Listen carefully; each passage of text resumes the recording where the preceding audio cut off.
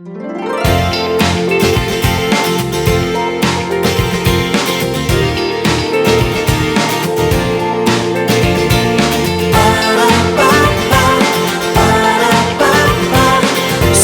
सवेरे पाकिस्तान।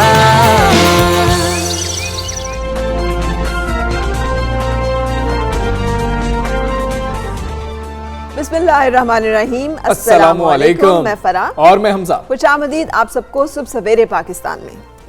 एक बड़ी अच्छी खबर है फरा। अच्छा, दिन का आगाज इतनी अच्छी खबर से होना तो आप सोचें कि दिन कितना बेहतरीन गुजरेगा। और खबर किधर से है? मदीना मुनव्वरा से यह खबर तो can't wait please share. WHO ने मदीना मुनव्वरा को दुनिया का सेहत अफजा तरीन शहर करार दे दिया है। आलमी इदारा सेहत की टीम ने मदीना मुनव्वरा का दौरा किया और दौरा करने के बाद सेहत से मुताल्लिक तमाम सहूलियात का जायजा लेकर करार दिया कि ये सेहतमंद शहर के लिए जितने आलमी मयार थे उस पर पूरा उतरता है। अच्छा, हम तो रूहानी सेहत के हवाले से जानते थे कि वहाँ जाके दिलों को सुकून मिलता है, वहाँ जाके रूह को करार मिलता है, वहाँ जाके चैन आता है, आंखों को ठंडक मिलती है, वहाँ जाकर जो है वो हम सबको वो सुकून मिलता है जिस सुकून की हम सारी ज़िंदगी आरजू करते हैं कि हम जो है अपने नबी के रोज़ा मुबारक का दीदार कर सकें।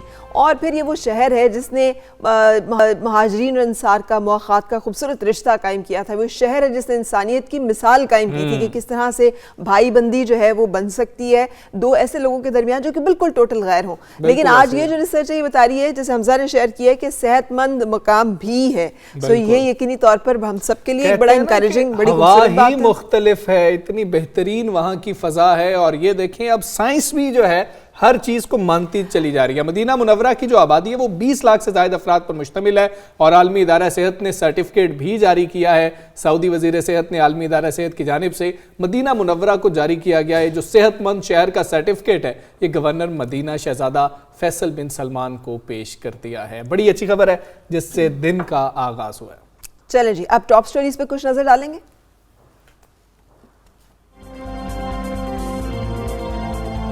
ऑपोजिशन इत्तेहाद का शिराजा तिनकों की तरह बिखरने लगा। बिलावल का PDM को हुकूमत गिराने के लिए हिकमत अमली बदलने का मशवरा। वज़ीर आज़म के खिलाफ अदम एतमाद की तहरीक लाएंगे। बिलावल भुट्टो जरदारी का नया यू टर्न। बिलावल के पास तहरीक अदम एतमाद के लिए नंबर्स हैं तो पेश करें, मुस्लिम लीग नून का जवाब।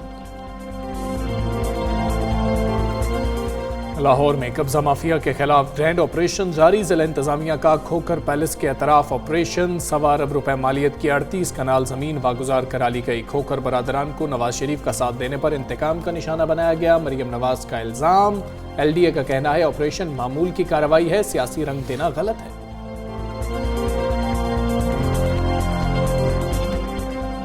आला तालीमी कमीशन ने पाकिस्तान भर में नई PhD पॉलिसी का नोटिफिकेशन जारी कर दिया। अब 16 साल की तालीम के बाद PhD में दाखिला लिया जा सकेगा। PhD के लिए MS और MPhil की शर्त खत्म कर दी गई। तलबा BSc के बाद बराह रास्त PhD में दाखिला ले सकेंगे।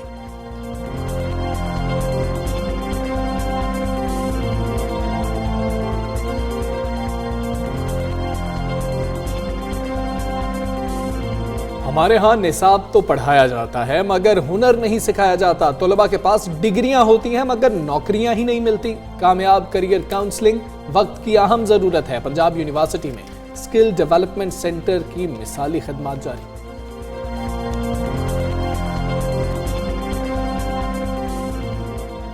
जी, टॉप स्टोरीज आपने जानी। और फरा, ये जो अपोजिशन इत्तेहाद वही कुछ नहीं कर रहा जो हुकूमत कह रही थी कि ये एंड यहाँ पर ही होना। हाँ, लेकिन मतलब ये वो चीज़ है जिसके बारे में पूरी दुनिया को पता था और आहिस्ता आहिस्ता करके वही चीज़ें सामने आ रही हैं जिसके बारे में सबसे पहले लोगों ने बताना शुरू कर दिया था। लोग कहते थे कि नहीं PDM में जो दरारें हैं उन लोगों को नज़र आती हैं जो कि मुखलिस नहीं है, जो कि हुकूमती चीले हैं। लेकिन इस वक्त PDM का शरासा जो है बिखरता नज़र आ रहा है। पाकिस्तान पीपल्स पार्टी के चेयरमैन बिलावल भुट्टो जरदारी ने पाकिस्तान डेमोक्रेटिक मूवमेंट को हुकूमत गिराने के लिए हिकमत अमली तब्दील करने का मशवरा दिया है, जिस पर सियासी हलकों में नई बहस छिड़ गई है। चेयरमैन पीपल्स पार्टी बिलावल भुट्टो जरदारी ने लाड़काना में इंडस्ट्रियल जोन की इफ्तिताई तकरीब से खिताब करते हुए कहा था कि PDM के प्लेटफॉर्म से हुकूमत को घर भेजना चाहते हैं। उन्होंने ये कहा कि इत्तेहादियों को तो एतमाद में लेकर कठपुतली स्पीकर और नाअहल वजीर आजम के खिलाफ अदम एतमाद की तहरीक लाएंगे, जिस पर मुस्लिम लीग नून का भी कुछ मौक़िफ़ सामने आया। उन्होंने रद्द अमल दिया बाकायदा तौर पर। एहसन इकबाल ने कहा कि अगर बिलावल के पास तहरीक अदम एतमाद के लिए नंबर्स हैं तो वो पेश कर दे। नंबर्स तो हमें याद है जब चेयरमैन सेनेट का मामला था तब भी पूरे थे लेकिन निकले नहीं थे। हाँ, और वो मजीद बोले कि हम सेनेट में नंबर्स होने पर भी कामयाब नहीं हुए थे, हमारी अक्सरियत थी फिर भी हरा दिया गया था। दूसरी तरफ वजीर दाखिला शेख रशीद का कहना है कि बिलावल भुट्टो जरदारी समझदार और बालिग हो गए हैं। वो कह रहे हैं जलसे जुलूसों से कुछ नहीं होता है और अदम एतमाद ही वाहिद तरीका है। उन्होंने मजीद कहा कि अपोजिशन सेनेट और ज़िमनी इलेक्शन में हिस्सा ले रही है, ये बहुत ही अच्छी बात है और गवर्नमेंट तो चाहती भी यही थी कि हर चीज़ में हिस्सा लेके आए तहरीक अदम एतमाद। हम मुकाबला करने के लिए तैयार है, हुकूमत ने सुख का सांस लिया इस बात की। वैसे जिस तरह के डायलॉग्स अब हमें सियासत में सुनने को मिलते हैं ना, ऐसे डायलॉग्स पहले सास बहू के ड्रामों में सुनने को मिलते थे लेकिन अब हमें अपने सियासी रहनुमाओं का बयान सुन के ना ऐसा लगता है जैसे सास बहू की दास्तान सियासत में भी चल रही है। इसी तरह की जो जाती लेवल के जो ताना और तशनी हुए थे ना, ये वहाँ पर हमें बहुत ज़्यादा सुनने को दिखाई दिए हैं, हमने देखा भी है और सुना भी। लेकिन टाइम हैज़ चेंज। सो बात करेंगे पाकिस्तान पीपल्स पार्टी के सीनियर रहनुमा कमर ज़मान का। आप मुस्कुरा रहे हैं तो इस पर बात करते हैं बाद में। अस्सलाम वालेकुम कमर ज़मान कायरा साहब, बहुत शुक्रिया आपने हमें ज्वाइन किया। पीपल्स पार्टी तहरीक अदम एतमाद की बात कर रही है। अब नाकदीन जो है वो सोचते भी है, कहते भी हैं बांगे दोहल के जब आपके पास चेयरमैन सेनेट के खिलाफ नंबर्स पूरे थे तब भी चेयरमैन सेनेट नहीं हटा सके। अब जब कौमी असेंबली में हुकूमत के पास नंबर्स पूरे हैं तो अब कैसे ये काम जो है वो कर लिया जाएगा? देखिए, पहली गुजारिश तो यह है कि हम जो कुछ कर रहे हैं, जो हमारी जमात जब जो पीडीएम बनी थी तो पीडीएम के इब्तिदा में जो हमने 26 पॉइंट्स का एलामिया दिया था, जो हमारे बेसिक्स हैं, प्रिंसिपल्स हैं, उसमें ये बात शामिल है कि हम हुकूमत के खिलाफ जलसे करेंगे, जुलूस करेंगे, रैलीज करेंगे, अदालतों में जाएंगे, पार्लियामान के अंदर इनको टफ टाइम देंगे, अदम एतमाद की तहरीक लाएंगे और ज़रूरत पड़ने पर इस्तीफ़ों का ऑप्शन भी इस्तेमाल करेंगे। सो ये कोई नई बात हम नहीं कर रहे, नंबर 1।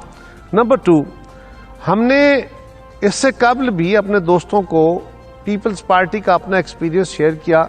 जब ये एक मशावरत हो रही थी, एक तरह का फैसला हुआ था हमारे कुछ दोस्तों का आपस में कि हमें सेनेट के इलेक्शन का बायकॉट करके उसको ब्लॉक करना चाहिए, उससे पहले इस्तीफे दे देना चाहिए। पीपल्स पार्टी ने पहले दिन कहा कि ये पॉसिबल नहीं होगा, हम इलेक्शन ब्लॉक नहीं कर सकेंगे, हमारा एक्सपीरियंस ये बताता है। तो हमने जब पीडीएम के अजलास के अंदर बैठ के सारी तफसीलात बताई तो सारी पीडीएम की क़यादत ने उससे इत्तफाक किया कि हमारा मौक़िफ़ दुरुस्त है। इसीलिए अब हम बाई इलेक्शन भी लड़ रहे हैं, इसीलिए हम सेनेट के इलेक्शन में भी जा रहे हैं। अब हम जो कह रहे हैं कि हम अपने दोस्तों को, अपने साथियों को, पीडीएम की जमातों को इस बात पे कन्विंस करेंगे, हम उनको कायल करेंगे कि हमें ये अदम एतमाद की तहरीक का ऑप्शन भी इस्तेमाल करना चाहिए, जो कि हमारे चार्टर का हिस्सा है। लेकिन एक बात, हर चीज सिर्फ स्टेटली ये नहीं होता कि आप एक दफा नाकाम हो गए तो अब आप दोबारा उसमें क्यों जाने की कोशिश कर रहे हैं। हाँ, माजी ऐसा ही है कि अदम एतमाद की तहरीक हमेशा इशारों पे ही चलती रही, लेकिन मोहतरमा बेनज़ीर भुट्टो शहीद के खिलाफ अदम एतमाद की तहरीक आई, तहरीक नाकाम हो गई थी, गवर्नमेंट नहीं बची थी। तो उसके कई तरह के असरात होते हैं। सिर्फ ये नहीं होता कि आपने तहरीक पेश की और उसके नतीजे में वो अगर फर्ज करे वो वोट आउट हो गई तो आप नाकाम हो गए। उसके अपने बहुत सारे असरात होते हैं, पॉलिटिकल भी, टेक्निकल भी, अलायंसेस के भी। तो ये हमारा एक्सपीरियंस है, हम अपने दोस्तों के साथ इस पर मशावरत करेंगे। हमें उम्मीद है कि हम उनको कन्विंस करेंगे। ये तो मशावरत केवल की बात करेंगे। कायरा साहब, पीपल्स पार्टी ने वजीर आजम के खिलाफ तहरीक अदम एतमाद की बात करके बज़ाहिर पुरजोश मरियम नवाज और मौलाना फजल रहमान को तो परेशान कर दिया। आपकी जमात पहले इस्तीफों के ऑप्शन से पीछे हटी, फिर लॉन्ग मार्च के ऑप्शन के वक्त वापस पार्लियामेंट में वजीर आजम के खिलाफ तहरीक अदम एतमाद का ऑप्शन। जो मुखालिफीन नाकदीन है तासुर दे रहे हैं कि शायद कोई डील हो गई अंदरूनी खाना। देखिए ना, ये हर चीज के ऊपर डील का एक तासर देना, हर चीज को किसी डील के साथ लिंक कर देना। कहां हमने इस्तीफों का ऑप्शन खत्म किया है? पीपल्स पार्टी आज भी अपने उन 26 पॉइंट्स के साथ खड़ी है जिसमें एक ऑप्शन इस्तीफों का भी है और वो आखिरी ऑप्शन है। अब हुकूमत की ख्वाहिश ये थी या कुछ लोगों की ख्वाहिश ये थी, जिसको मीडिया ने भी प्ले अप कर दिया, हमारे दोस्त भी कुछ उसमें जल्दी कर गए कि जी हमें इस्तीफों का ऑप्शन फौरन इस्तेमाल करना चाहिए। आप अपना आखिरी फायर आखिर में जाके करते हैं भाई, ये सियासत है ना। जिस तरह आपको सहाफत का पता है कि खबर कैसे देनी है, कौन सी जो हेडलाइन बेहतर निकलेगी, कौन सा टिकर बेहतर चलेगा, किस तरह उसको एक्सप्रेस करना है, इसी तरह सियासत का कौन सा फैसला कब करना है, ये सियासी जमातें बेहतर कर सकती हैं। हम उस वक्त भी कह रहे थे, आज भी कह रहे हैं कि कि हम इस्तीफों के ऑप्शन से पीछे नहीं हटे, ये गलत बात है। ये कहना हमारी तौहीन है। हम ये कह रहे हैं कि वो लास्ट ऑप्शन था, वो लास्ट ऑप्शन है, और जब वो जरूरत महसूस होगी हम बिल्कुल वो ऑप्शन इस्तेमाल करेंगे। और इस पर सारी जमातों का मौक़िफ़ बड़ा वाज़ेह है। मौलाना फजलुर रहमान साहब ने कहा, यही सवाल हुआ तो उन्होंने कहा, भाई आपका क्या ख्याल है कि हम फौरी तौर पे हुकूमत का इस तरह का फ्री हैंड दे देंगे? हम उसके लिए पहले सतह हमवार करके फिर आखिरी वार करेंगे। हमने बार बार उस बात पे कहा है कि हम इस्तीफों के ऑप्शन से पीछे नहीं हट रहे। ठीक है। हम अपने जो सेनेट के इलेक्शन में भी हमने अपनी जमातों को राजी किया, कायल किया, और वो राजी हुए। आज भी हमें कोशिश है, और अगर वो राजी होंगे जिस पे इस ऑप्शन पे जाएंगे, वरना देखते हैं कि वो क्या ऑप्शन देते हैं। ठीक है कायरा साहब, लेकिन नून लीग के सेक्रेटरी जनरल एहसन इकबाल को कहना पड़ा है कि अगर पीपल्स पार्टी के पास तहरीक अदम एतमाद के लिए नंबर्स हैं तो पहले पेश करें। तो नून लीग के इस मुतालबे को आप पूरा कर पाएंगे? और ये एक तरह से आप दोनों पार्टीज के एक दूसरे के ऊपर अदम एतमाद का इजहार नहीं हो रहा? ये एक तजवीज़ है। बिलावल साहब ने क्या कहा कि हम अपने दोस्तों को इस बात पे राजी करेंगे, इस बात पे कायल करेंगे, डिबेट करेंगे, डिस्कस करेंगे। तो हम अब मीटिंग के अंदर अपनी ये राय देंगे, उसमें हम क्यों चाह रहे हैं, कहां से नंबर लाएंगे, क्या हमारा ऑब्जेक्टिव है। और मैंने आपको ये भी कहा कि सिर्फ तहरीक कामयाब, पहले नंबर पे तो तहरीक यकीनन कामयाबी के लिए चलाई जाती है, लेकिन तहरीक के कामयाब होने के कई रंग होते हैं। ये लाजम नहीं है कि आपकी तहरीक स्ट्रेट अवे नंबर्स में कामयाब हो, बाज़ औक़ात ये एसेंस में कामयाब होती है। लेकिन ये बात हम अपने दोस्तों के साथ वहां कन्विंस करेंगे उनको। यही पहले भी कह रहे थे, आज आपसे भी यही बात कह रहे हैं, यही बात बिलावल साहब ने कही है। बिल्कुल ठीक है। कमर ज़मान कायरा साहब, बहुत शुक्रिया आपका। सुबह सवेरे पाकिस्तान से आप बात कर रहे थे, लेकिन तारीफ ऐसे ही नहीं हो रही, तनकीद भी हो रही थी जब बिल्कुल सीधे जा रहे थे। और तीनों का मौक़िफ़ एक था, मौलाना साहब का भी, मरियम नवाज का भी और बिलावल साहब का। हुकूमती सफ़ों में जो बेचैनी थी और इज़्तिराब था वो भी वाज़ेह था। अब जब वहाँ पे सुकून और इत्मीनान की लहर है तो भी वो सामने है। हाँ। जब पीडीएम जो है उसकी ताकत जो है वो हमें नज़र आ रही थी कि तीनों रहनुमा जो है वो वहाँ पे खड़े होते थे प्लेटफॉर्म के ऊपर, तो वो भी नज़र आ रहा था।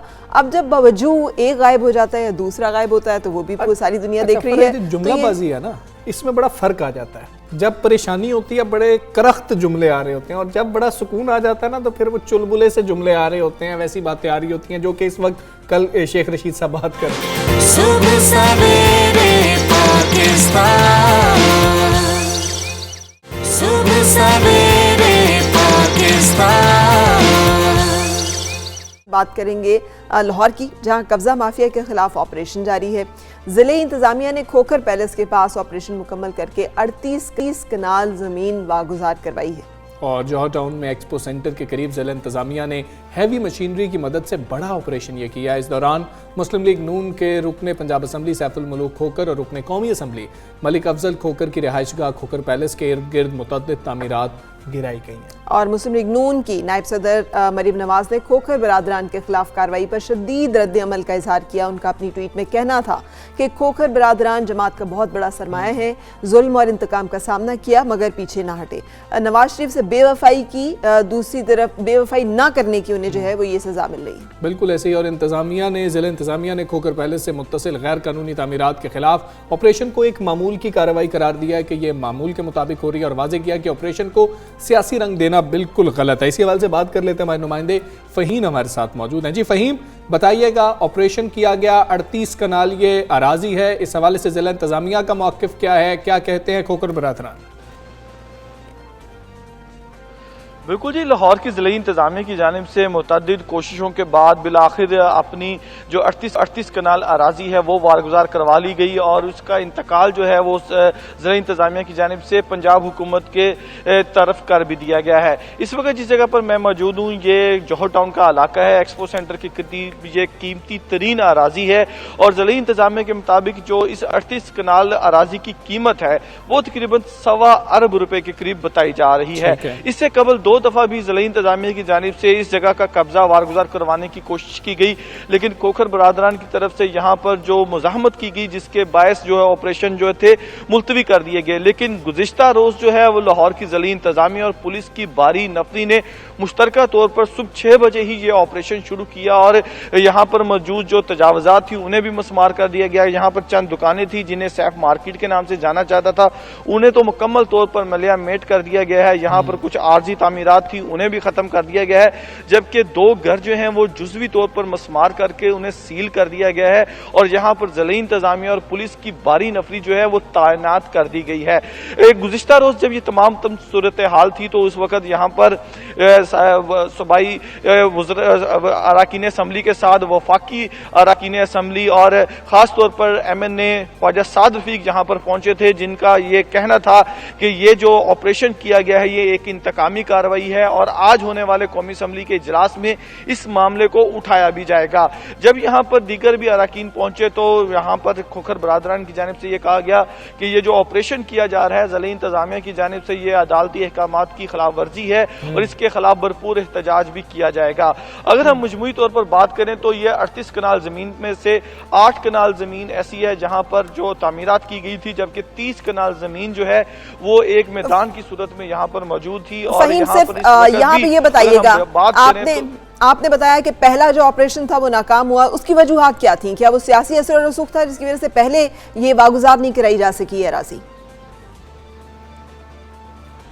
जी फराज, जब ये पहला ऑपरेशन किया गया था तो उस वक्त भी यहाँ पर जो मशीनरी पहुंची थी वहाँ पर LDA के भी लोग यहाँ पर मौजूद थे, ज़िला इंतज़ामिया के लोग भी यहाँ पर मौजूद थे और यहाँ पर देखने में नज़र आया था कि पुलिस की जो नफरी थी वो इतनी बड़ी तादाद में नहीं थी। लेकिन जैसे, और दूसरी बात अहम चीज़ ये थी कि खोखर बरादरान को उस ऑपरेशन की जो पहले ही एक इतला मिल चुकी थी जिस पर लोगों की बड़ी तादाद जो थी वो यहाँ पर जमा हो गई थी, मशीनरी का घेराव कर लिया और किसी को आगे आने की इजाजत नहीं दी गई सरकारी अमले को, जिसकी वजह से तकरीबन 8 से 10 घंटे यहाँ पर मशीनरी खड़ी रही जिस पर वापस लेके जाने का फैसला किया गया।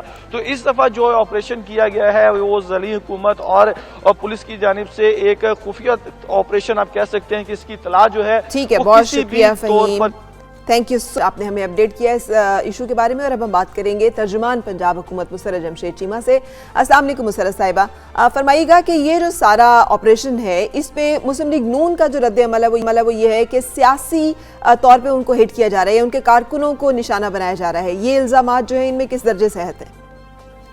बिस्मिल्लाहिर्रहमानिर्रहीम, बहुत शुक्रिया Farah and good morning to both of you. देखें, सबसे पहले जो इम्पोर्टेंट चीज़ है वो समझने की ज़रूरत है कि इस मुल्क के ऊपर माफिया का राज था, माफिया की हुकूमत थी और सिविलियन माफिया का लफ्ज़ इनको ऐसे ही नहीं दिया गया। पीपल नीड टू अंडरस्टैंड, और बहुत सारे लोगों को पता भी है कि लाहौर का नहीं पंजाब का सबसे बड़ा कब्जा माफिया ये खोखर बरादरान थे और ये पीपल नीड टू अंडरस्टैंड कि ये इनके फ्रंट मैन है, मरियम, नवाज और ये शहबाज, इस पूरे खानदान के लिए। और सबसे इम्पोर्टेंट चीज है कि उनका तो एक शेयर है और अगर ये शेयर एक प्रॉपर्टी के ऊपर 100 अरब रुपए है तो यू कैन वेल इमेजिन, ये इंशाल्लाह एविडेंस भी हर चीज का देंगे कि ये कहाँ कहाँ कब्जा इन्होंने इनके थ्रू कराया। ये इनके, आप मुझे ये बताएं कि पॉलिटिकली कितने को ये इंटेलेक्चुअल है या पॉलिटिकल कंट्रीब्यूशन इनकी है क्या जो मरियम दूसरे दिन अपने पूरे बमा अहलो अयाल इनके घर पहुंची होती है? उसकी वजह ये है कि सारा कैश फ्लो, जाती उम्रा के सारे एक्सपेंडिचर और इनकी अपनी भी जो इराजी है जो जाती उम्रा और उससे रिलेटेड, अभी जब इनकी वालदा की डेथ हुई है नवाज साहब की, तो उसके ऊपर भी जितने भी इनके खानदान के और इनके बच्चों के नाम पे जो प्रॉपर्टी करानी थी, किधर से क्या कराना है, उसकी सारी रिस्पॉन्सिबिलिटी इन दोनों भाइयों खोखर बरादरान के ऊपर है। उसकी वजह यह है कि जितना भी ये कब्जा करते हैं उसका 80% शेयर इस नवाज खानदान का है, मरियम और नवाज का, और 20% ये रखते हैं। सबसे अहम बात जो लोगों को हमने इंशाअल्लाह ताला जिन स्लोगन के साथ हम आए हैं, इनके पास अगर कोई ये जो प्रॉपर्टी जिसके ऊपर इन्होंने कब्जा किया हुआ था इसके कोई डॉक्यूमेंट्स हैं, इसका कोई लीगल चीज है तो ये आए ना, इदारे इस मुल्क के मौजूद है, मीडिया मौजूद है। लेकिन ये बदमाशी, ये गुंडागर्दी, लोगों को इकट्ठा करके आप इमेजिन कर लें कि हमें 2.5 साल इसमें ओपन एंड शट ये कब्जे के केसेस हैं, ओपन एंड शट। लेकिन गवर्नमेंट को, मेरी बात कंप्लीट कर, गवर्नमेंट को भी इट टुक 2.5 years कि इनसे कब्जा वागुजार कराने के लिए, क्योंकि गवर्नमेंट के अंदर भी इनके लोग मौजूद हैं। जब भी गवर्नमेंट एक्शन करने की कोशिश करती थी इनको पहले मुखबरी हो जाती थी और ये वहां पे गरीब आवाम को इकट्ठा कर लेते थे। इन्होंने कब्जा के लिए जितने कत्ल किए, इन्होंने बेइंतहा लोगों का कत्ले आम इन खोखर बरादरान के थ्रू कराया। इन्होंने इन खोखर बरादरान के थ्रू हमारे बहुत सारे overseas and with in country जो लोग हैं उनकी जमीनों के ऊपर, उनके गरीब लोगों के और बहुत सारी गवर्नमेंट की राजी के ऊपर इनके थ्रू कब्जा कराया। तो ये मैं मैसेज देती हूँ कि ये आपके फ्रंट मैन है किसी के खिलाफ कोई ऐसी कार्रवाई नहीं हो रही और ठीक है। उन तमाम लोगों के खिलाफ कार्रवाई होगी जिन्होंने स्टेट की जमीन के ऊपर कब्जा किया या बिल्कुल ठीक, गरीब बिल्कुल आवाम की ठीक। जमीन के ऊपर कब्जा किया, बिल्कुल वो ठीक है। जो कोई भी होंगे उनके खिलाफ क्रॉस द बोर्ड कार्रवाई बिल्कुल ठीक होनी। है। तो क्या अब सबके खिलाफ हुकूमत जो है वो कार्रवाई करने जा रही है, या रेगुलराइज करने का जो एक सिलसिला है वो भी तो प्रेसिडेंट आप ही की हुकूमत में मौजूद है, कुछ उस पर भी गौर किया जा बिल्कुल, सकता है। इसी को ऐड करते हुए कुछ लोग हैं 1991 का ये इस्तेमाल हुआ है, किसी ने 98 में जमीन खरीदी, किसी ने 2002 में जमीन खरीदी, 3-4 इंतकाल हो गए हैं, वहां पर वो रह रहे हैं बेचारे, अपनी जमा पूंजी खर्च करके घर बनाए, उनका क्या होगा? ये 181 कनाल जमीन है। देखिए, सबसे पहले जो इम्पोर्टेंट चीज है जो समझने की इस मुल्क में जो सबसे इम्पोर्टेंट चीज है वो ये है कि अगर कोई झुग्गी पे बैठा हुआ है ना, जो कच्ची बस्तियों में, सबसे पहले ये लोग ये डिमांड करते हैं कि उनको तो उठाएं। देखिए, क्रॉस द बोर्ड जब मैं ये कह रही हूँ तो हर बंदा जिसने भी इस मुल्क में कब्जा किया है, इस मुल्क को अगर आप चाहते हैं कि गरीब आवाम या इक्वालिटी की बेसिस पे लोगों को ट्रीट किया जाए, तो फिर हमें ये कड़वा खून भरना पड़ेगा, शुरुआत करनी पड़ेगी। और ये किसने कहा कि सिर्फ इनके खिलाफ हो रहा? आप मुझे ये बताएं, तजावुजात का बहुत बड़ा क्रैकडाउन हमने कब से शुरू किया? जब से हमारी गवर्नमेंट आई, हमने तो छोटे छोटे दुकानों के आगे जो थड़े बने हुए थे वो तक गिराए, जिसपे हमें बहुत ज्यादा क्रिटिसिज्म भी सहना पड़ा इनके लोगों की तरफ से ही। उनको पता था कि अगला नंबर इनका भी लगना है। आपको पता है कि तजावुजात का आते साथ सबसे बड़ा एक मेगा ऑपरेशन शुरू हुआ लाहौर में, और इनकी तो भारी 2.5 साल 3 साल के बाद उसकी वजह ये कि जब भी गवर्नमेंट करने की ट्राई करती थी तो ये जो माफिया है, ये जो मरियम के फ्रंट मैन है, जो मरियम के किचन का खर्चा भी मीडिया थोड़ी सी एफर्ट खुद भी करे, माशाल्लाह आप लोग बड़ी अच्छी रिपोर्टिंग आपका चैनल तो करता है। आप ये पता लगाएं कि क्या मरियम के जाती उमरा में सारा जो राशन पानी तक ये बंदा क्यों देता है? उसकी वजह यह है कि वो इनका फ्रंट मैन है और ये मुल्क माफिया के ऊपर, गुंडा गर्दी के ऊपर चल रहा था। अगर हमने इस मुल्क को कानून के ऊपर लेके आना है तो इस कब्जा माफिया से जान छुड़ानी होगी। उसका ताल्लुक जहां से भी हो, किसी मीडिया से ताल्लुक हो, किसी सियासी जमात से ताल्लुक हो, हमारी जमात से ताल्लुक हो, हमें ये क्रॉस द बोर्ड करना पड़ेगा, तभी ये मुल्क ठीक होगा। वरना बातें करने के लिए जितनी मर्जी आप बातें कर लें। जो आपने आखिरी बात की, बहुत शुक्रिया, आप शामिल रही प्रोग्राम में। जो आपने आखिरी बात कर में वही असल बात है कि जब अक्रॉस द बोर्ड होगा तो एहतसाब होगा, लेकिन जब सिर्फ एक या चंद सियासी पार्टीज के और मुखालिफिन के खिलाफ होगा तो उसे कोई भी एहतसाब नहीं मानेगा, उसको फिर इंतकाम करा इसमें मामला ये तो चले एक सियासी शामलात का कानून बहुत लोग कर सकते हैं कि एक शख्स मैंने या आपने एक ज़मीन खरीद ली है, वो 1998 में 2000 में खरीद ली, हम 20 साल से उसमें रिहाइश पजीर हैं, हमने उसकी कीमत भी अदा की थी और हम तो बिल्कुल लीगल रह रहे हैं, हमारे पास रजिस्ट्री मौजूद है, लेकिन वो भी इसके अंदर शामिल होगी तो उसका क्या बनेगा? आपके तो घर गिरा दिए जाएंगे, आपने तो कीमत भी उसकी अदा की है। खैर, ये एक बड़ा संजीदा मामला है उन रिहायशियों के लिए जो इस जमीन पर घर बना के पैसे अदा करके रहे। अच्छा, यहाँ पे अगर देखें ना, हम हमजा दोनों चीज़ों में शायद कानून का थोड़ा सा तसादुम है, लेकिन इस्लामाबाद में ना चकशजाद में से बहुत सारे फार्म हाउसेज हैं जो लीज पे दिए गए थे गवर्नमेंट की तरफ से 90 साल की लीज पे, और उसके कुछ खास वो थे कि वो फार्म हाउसिंग और फार्मिंग में इस्तेमाल होंगे। सुप्रीम कोर्ट तक ने उसके ऊपर जो है वो कार्रवाई की, लेकिन चूंकि वहाँ पे बिगविग्स बैठे हुए हैं तो वहाँ पे तो इस तरह की कार्रवाई नहीं होती।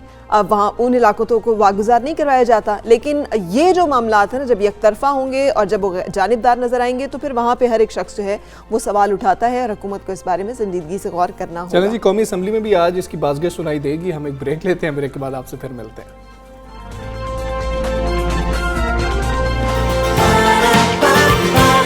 सुबह सवेरे पाकिस्तान, सुबह सवेरे पाकिस्तान।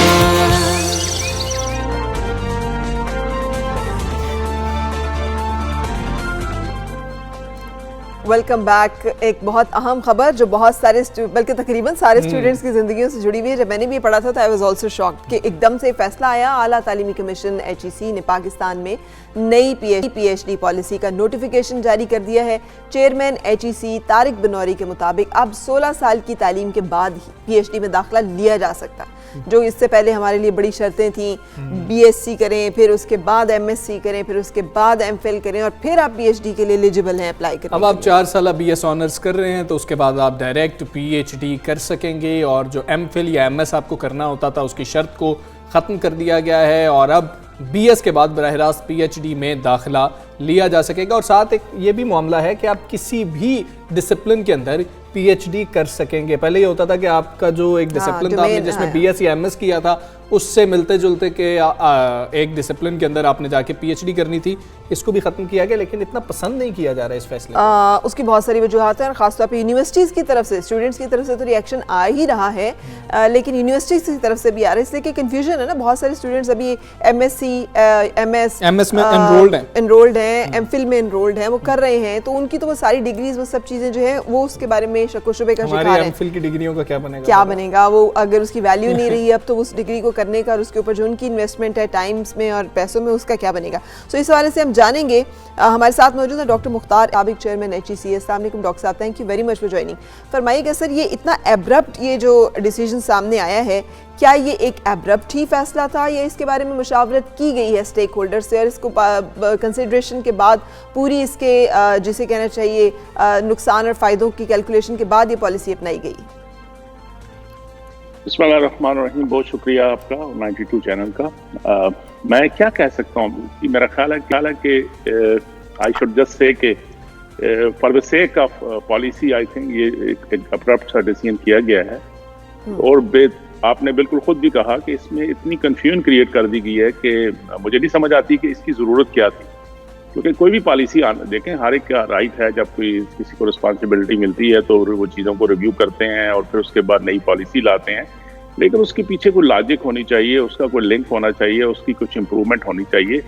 अभी आपने कहा कि हमारे जो MS MPhil लोग होंगे वो किधर जाएंगे, वो उनकी रिकग्निशन क्या होगी, जो ऑलरेडी रजिस्टर है उनकी क्या होगी, इसको छोड़ दें। ये हायर एजुकेशन तो सिर्फ पाकिस्तान के लिए नहीं, आप इंटरनेशनल लेवल पे लोगों के साथ compete कर रहे होते हैं, काम कर रहे होते हैं। तो इसका मतलब क्या हुआ कि हम बाहर की MS की डिग्री को रिकग्नाइज नहीं करेंगे या मास्टर डिग्री को नहीं मानेंगे।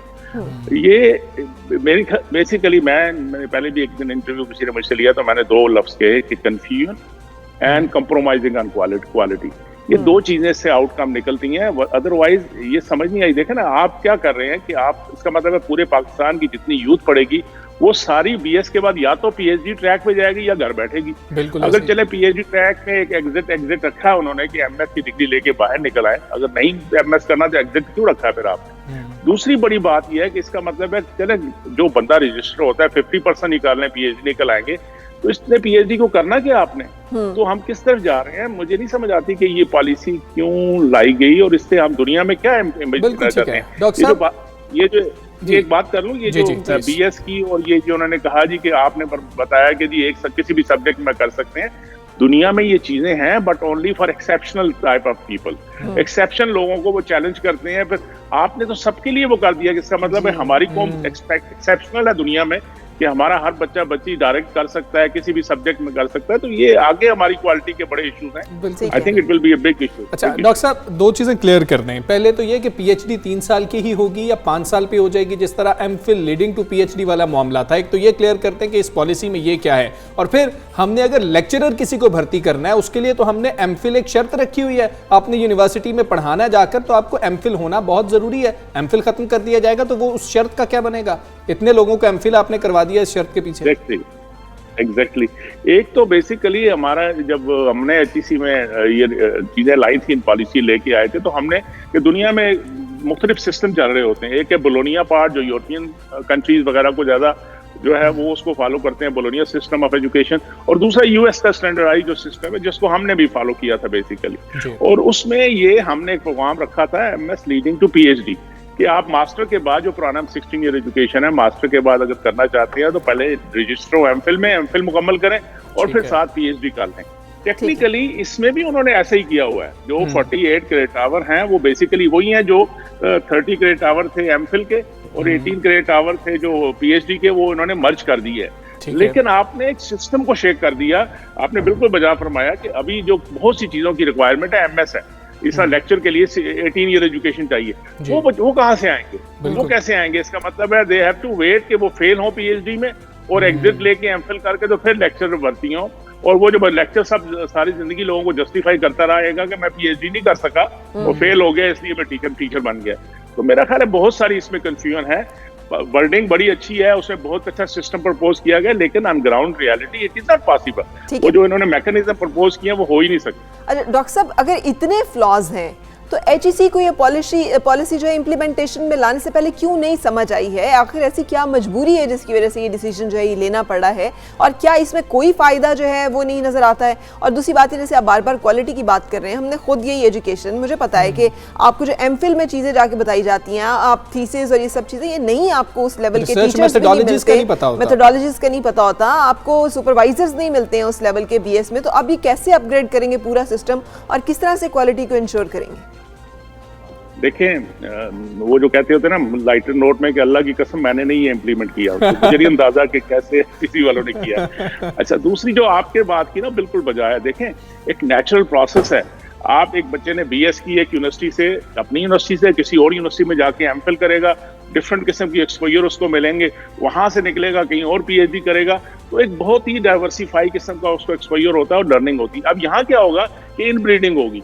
आपने एक यूनिवर्सिटी में FSC के बाद गए, BSc किया, BS के बाद वहीं दाखिला लेना पड़ा, या किसी और में गए तो PhD तक या निकलेंगे या फेल होके MS करके निकलेंगे। तो it doesn't make a sense, और इसमें बहुत से मसाइल आएंगे। मेरा ख्याल है एकेडमिया को अपने, मैं फिर कहता हूँ कि मैं डाउट नहीं करता किसी की उस पर कि उन्होंने कोई बैड इंटेंशन से किया होगा।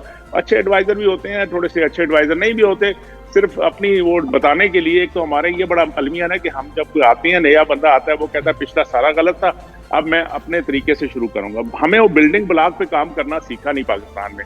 चाहिए ये था कि जो पहले काम हुए में नेचुरली उसमें इंप्रूवमेंट की गुंजाइश होती है, आप उसको रिव्यू करें, उसके अंदर इंप्रूवमेंट लाएं, ताकि आपका एक सिस्टम इवॉल्व हो चुका पिछले 18 सालों में, अब उस सिस्टम के तहत उसके अंदर इंप्रूवमेंट लाएं, बजाय कि एक नई चीज लेके आ जाएं जो कंफ्यूजन क्रिएट करे और फिर अगले 15 साल के बाद लोग कहें कि ये गलत था। बिल्कुल सही। और उस 15 साल में जिन बच्चों का जो हर्ज और नुकसान हो चुका होगा, उसका जिम्मेदार जो है वो कौन होगा? बहुत शुक्रिया डॉक्टर मुख्तार साहब, आप हमारे साथ हैं। सुबह सवेरे पाकिस्तान, सुबह सवेरे पाकिस्तान। सादिया हमारे साथ मौजूद हैं, सादिया मसूद जी, अस्सलाम वालेकुम। ये करियर काउंसलिंग कर रही हैं पंजाब यूनिवर्सिटी के अंदर, जो है ना करियर काउंसलिंग हो रही है, बच्चों को बताया जा रहा है। तो बच्चे क्या, आप लोग बच्चों को क्या बताएंगे जब ऐसे हालात हों कि बच्चों ने MPhil में एडमिशन लिया, पता लगा जी HEC ने तो MPhil को उड़ा के रख दिया है? अच्छा, मेजर इशू क्या होता है कि MPhil कर लिया, स्टूडेंट ने कर लिया, वो चला, जब वो करके जब अपनी प्रोफेशनल लाइफ में जाके वो बैठा है ना, तब उसने रियलाइज किया कि the thing that is missing क्या है, वो स्किल। वो 16 years 18 years ऑफ एजुकेशन तो लेकर आ गया, वो डिग्री विद बड़ा अच्छा से एक CGPA लेकर आ गया, लेकिन वो स्किल मिसिंग थी। हम अक्सर ये बात कर रहे होते हैं कि जैसे कोई MBA मतलब डिग्री करके जाता है, 18 years ऑफ एजुकेशन, वो जाके वहाँ पे अपनी प्रोफेशनल लाइफ में बैठता है, एंड देन वहाँ पे उसको जाके ना वर्ड यूज़ करना पड़ता है, उसको एक्सेल पे फाइल्स बनानी पड़ती हैं, और वो सोचता है कि ये तो पता ही नहीं था हमें, ये तो किसी ने बताया ही नहीं। तो फिर वही बात आ जाती है कि आप अपनी डिग्री, हम यूनिवर्सिटीज़ में सारी ऑल अराउंड द वर्ल्ड या पाकिस्तान में डिग्री तो हम करवा देते हैं, बट वो स्किल एलिमेंट जो है ना वो मिसिंग है। प्रॉबेबली आई थिंक दैट कि ये हर हमारी लेवल ऑफ एजुकेशन के बीच में ऐड ऑन होनी चाहिए। अभी फिलहाल हम जो बात कर रहे हैं ना, ये इस यूनिवर्सिटी के जो प्रॉब्लम्स अब आएंगे, जबकि उन्होंने एकदम से MPhil जो है ना उसकी शर्त खत्म कर दी है, BS के बाद अब PhD के लिए वो एलिजिबल। आपको लगता है हमारे स्टूडेंट्स का मेंटल लेवल या उनका एजुकेशनल लेवल या स्किल सेट वो है कि वो BS की डिग्री करते करते PhD के लिए चले जाएं, और उस PhD का म्यार और क्वालिटी वो हो जो कि इंटरनेशनल है, जिनकी पब्लिकेशंस हो, जिनको जो है एक्सेप्ट किया जाए रिसर्च के लिए? Farah, I don't think so कि अभी हमारे स्टूडेंट्स का जो स्किल सेट है वो इतना है कि वो अपना बैचलर्स करें और बैचलर्स की डिग्री के बाद डायरेक्ट PhD में, बिकॉज अगेन वही बात है कि उनका रिसर्च से रिलेटेड कॉन्सेप्ट जो है वो बैचलर्स में तो बहुत वीक है।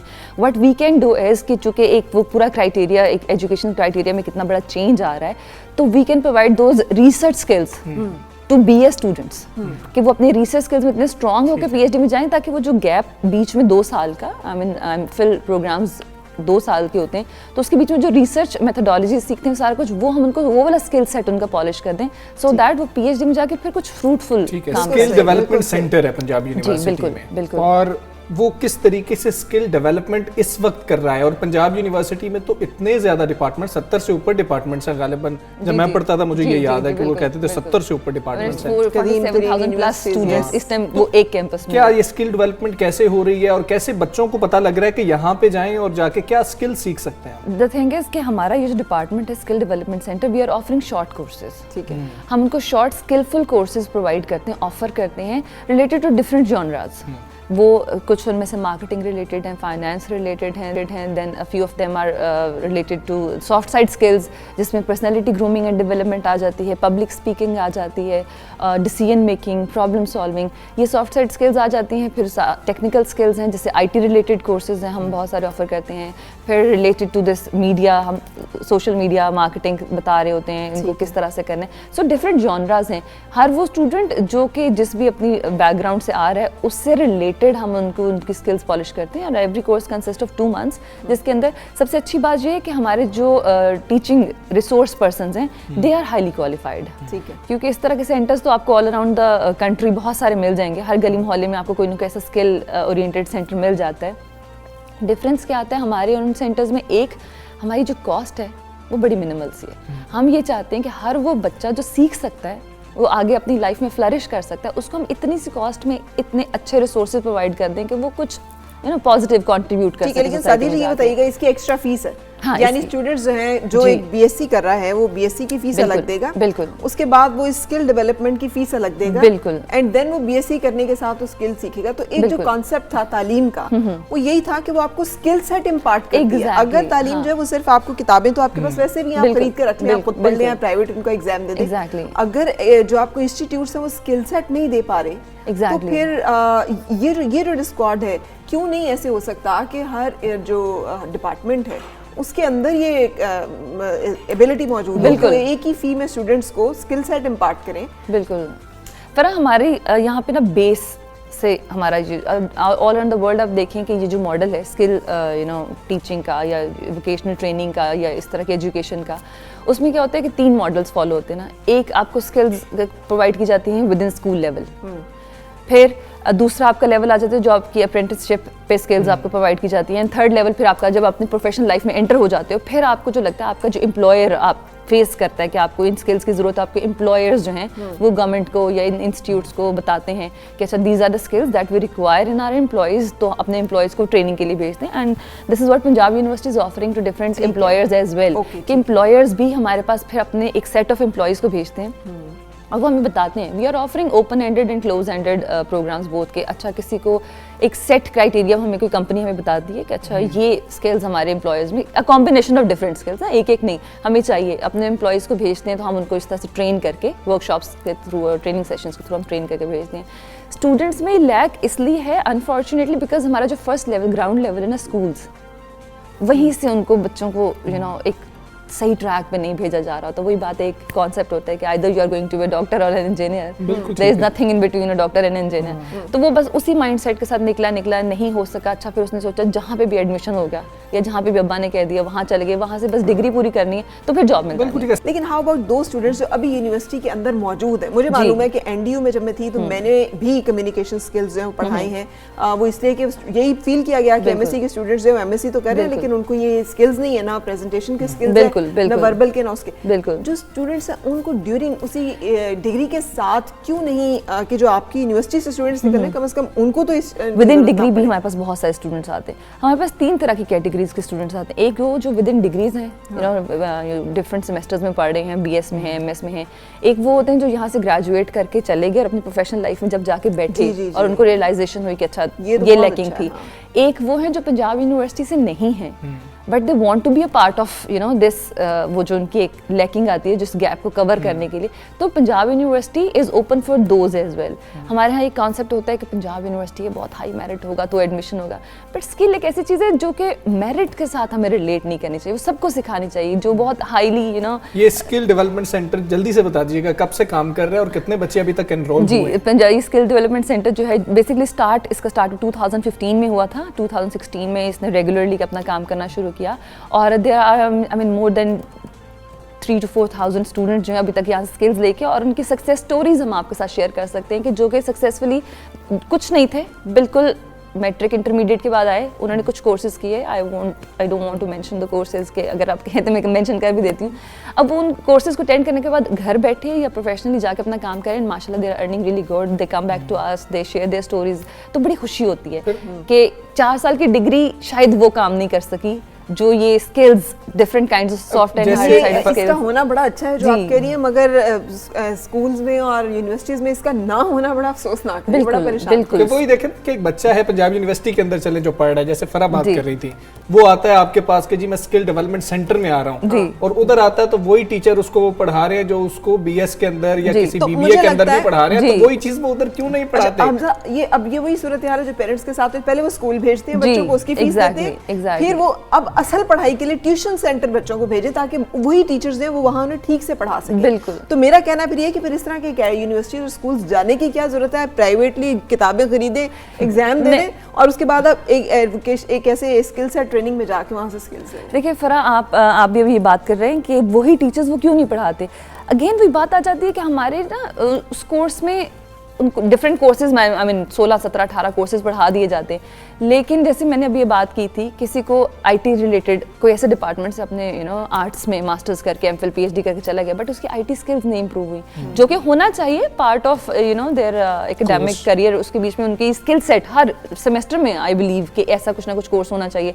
सॉफ्ट साइड आपकी आईटी, हार्ड साइड स्किल्स का छोटा छोटा पोर्शन ऐड अप होना चाहिए, बट जो कि वो नहीं होता वहाँ पे, इसलिए आते हैं, तो इसलिए आप जो है ना स्किल डेवलपमेंट सेंटर में जा सकते हैं। स्किल डेवलपमेंट के लिए जरूर जाइए और इतनी ज्यादा फीस नहीं होती है पंजाबी यूनिवर्सिटी के में। बिल्कुल। और ये बहुत अच्छा है कि कम से कम एक ब्रीच वो जो है जो गैप आ रहा था उसके लिए कुछ किया तो जा रहा है। जो लोग जिन लोगों को समझ नहीं आती थी कि अब कैसे इस कमी को पूरा करें, तो उस कमी को पूरा करना मुमकिन है। स्टूडेंट्स हमारे पास बिल्कुल आए, और फिर कुछ ऐसे स्टूडेंट्स आते हैं जो श्योर नहीं होते कि हमें किस टाइप की स्किल इंप्रूव करनी है। ठीक है, हमें एक ब्रेक लेनी है। सादिया, बहुत शुक्रिया, आप आई। एक ब्रेक लेते हैं, ब्रेक के बाद आपसे फिर मिलते हैं।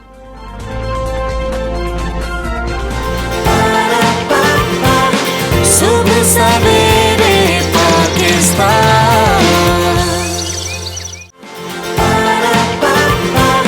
सुबह सवेरे पाकिस्तान।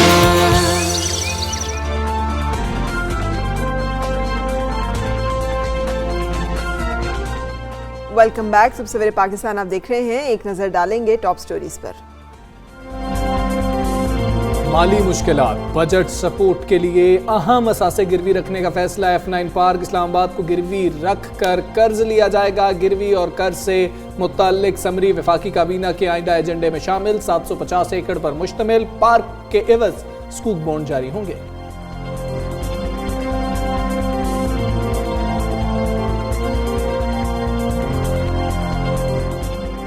यकम जुलाई से 5000 का नोट बंद कर दिया जाएगा। FBI के साबिक चेयरमैन शब्बर जैदी की हुकूमत को अहम तजवीज़। शब्बर जैदी कहते हैं मईशत ठीक करने का वाहिद इलाज 5000 का नोट बंद करना है। मईशत बेहतर, बैंकारी मुस्तहकम और रिश्वत सतानी मुश्किल हो जाएगी।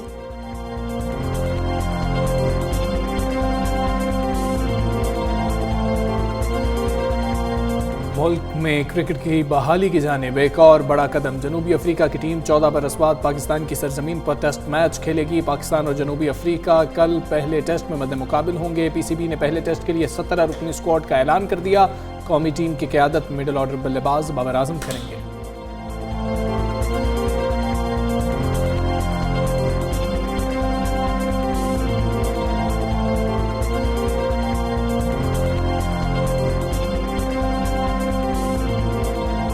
नामवर अदाकारा रूही बानो को हमसे बिछड़े 2 बरस बीत गए।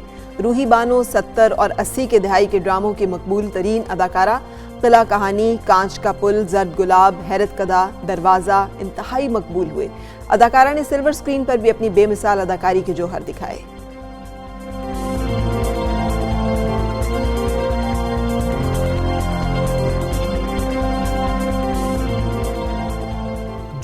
टॉप स्टोरीज आपने जानी है। फरा, वो क्या कहते हैं, जिसका काम उसी को साजे। बिल्कुल सही। तो हमें कोई भी बात करने से पहले जो है ना बहुत ज्यादा सोच लेना चाहिए कि जो लोग आप शहबाज गिल को कह रहे हैं? ये आप देखें, मैंने तो देखिए, किसी का नाम नहीं लिया। कल ना वो यही इसी मामले को लेकर बहुत अहम ये एक डेवलपमेंट थी। हमारे ब्यूरो चीफ इस्लामाबाद जो हैं उन्होंने ये स्टोरी ब्रेक की, जिसमें बात की आई कि माली मुश्किलात जो हैं उसके बाइस वफाकी दारुल हुकूमत ने वफाकी दारुल हुकूमत यानी इस्लामाबाद के बड़े अवामी मकाम F9 पार्क, जिसे फातिमा जिन्ना पार्क के नाम से भी लोग जानते हैं, उसके एवज कर्ज हासिल करने का फैसला किया है। ये ज़मीन जो है 750 एकड़ ज़मीन जो है रखकर बजट सपोर्ट के लिए कर्ज हासिल किया जाएगा और इसके एवज स्कूक बॉन्ड जो हैं वो जारी किए जाएंगे। वजारत खजाना ने मुआविन खुसूसी शहबाज गिल की गलत खबर से मुतालिक जो ट्वीट थी, 92 न्यूज़ की यह खबर थी जिस तरह आप बता रही हैं कि सुहेल इकबाल भट्टी की यह खबर थी, उसको कहा कि ये गलत खबर है, उसकी नफी कर दिया वजारत खजाना ने, कहा है कि बिल्कुल 92 न्यूज़ ठीक कह रहा है। फौरी तौर पे शहबाज गिल साहब जो है उनका ट्वीट आया कि आप तो बड़े अच्छे सहाफ़ी हैं, लेकिन आप ये जो खबर दे रहे हैं ये सही नहीं है, ये फैक्ट्स पे बेस्ड नहीं है। लेकिन बाद में उनकी इस तरदीद जो है वो सामने आ गई और बात वही है कि ये अगर इस तरह से कर्जे लेने पड़ रहे हैं हुकूमत को चलाने के लिए तो ये एक इंतहाई तशवीशनाक बात है। गिरवी रखने पड़ रहे हैं हमें अपने असासे जो हैं। एक और भी अहम बात है, आप मुआविन खुसूसी बराए सियासी उमूर हैं, आप सोशल मीडिया पर मुआशी उमूर पर बात करने से पहले कम अज़ कम वजारत खजाना से कन्फर्म कर ही लें कि 92 न्यूज़ बाखबर बावसूक है, कोई खबर चला रहा है तो वो गलत नहीं चला रहा है। बिल्कुल सही। इस हवाले से हम बात करेंगे ब्यूरो चीफ इस्लामाबाद सुहेल भट्टी साहब। अस्सलाम वालेकुम, बहुत शुक्रिया आपने हमें ज्वाइन किया है और वक्त निकाला है। मुझे बताइएगा कि ये जो सूरत हाल हुई है कल कि हुकूमत ने कर्जा हासिल करने के लिए F9 पार्क की अराजी बतौर जमानत गिरवी रख के स्कूक बॉन्ड जारी करने का फैसला किया, इसकी तफसील हमें बताइएगा और आपको क्यों डिनाई किया, क्यों तरदीद आपकी जो है वो आई शहबाज गिल के सामने तरफ से?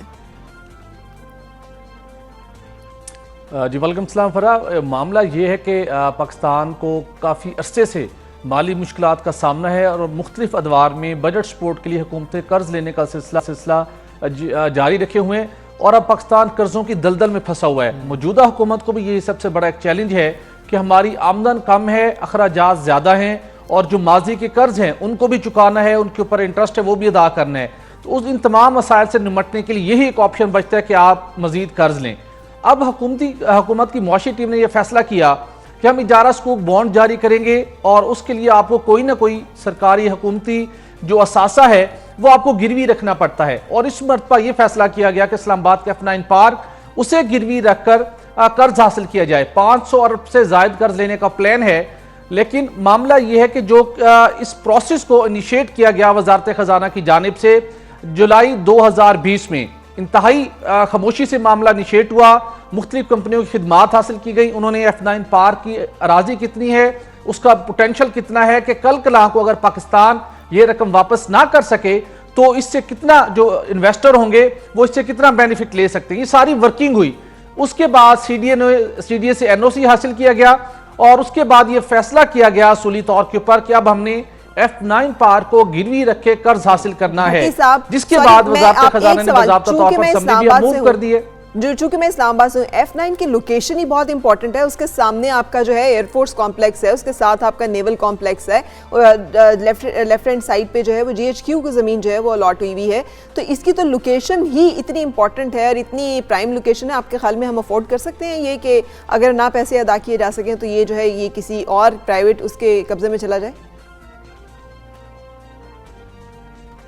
देखिए, ये तो हम किसी सूरत अफोर्ड नहीं कर सकते, लेकिन जो हुकूमत की मुआशी टीम को जो चैलेंज सामना था कि वो एक ऐसा सासा हो जिसके एवज वो कम से कम 500 अरब रुपए से लगभग कर्ज जरूर हासिल कर सकें, तो उसके लिए कोई पोटेंशियल आपको अपना कोई एसेट सामने लेके आना था। और F9 पार्क जो कि तकरीबन 570 एकड़ पर मुश्तमिल है, उसके एक जानिब F10 मरकज है, तिजारती हब है, दूसरी जानिब कमर्शियल हाई राइज बिल्डिंग बन रही है, तो उसकी एक अपनी बड़ी इंपॉर्टेंस है, उसकी एक वैल्यू है जिसकी वजह से इसका फैसला किया गया।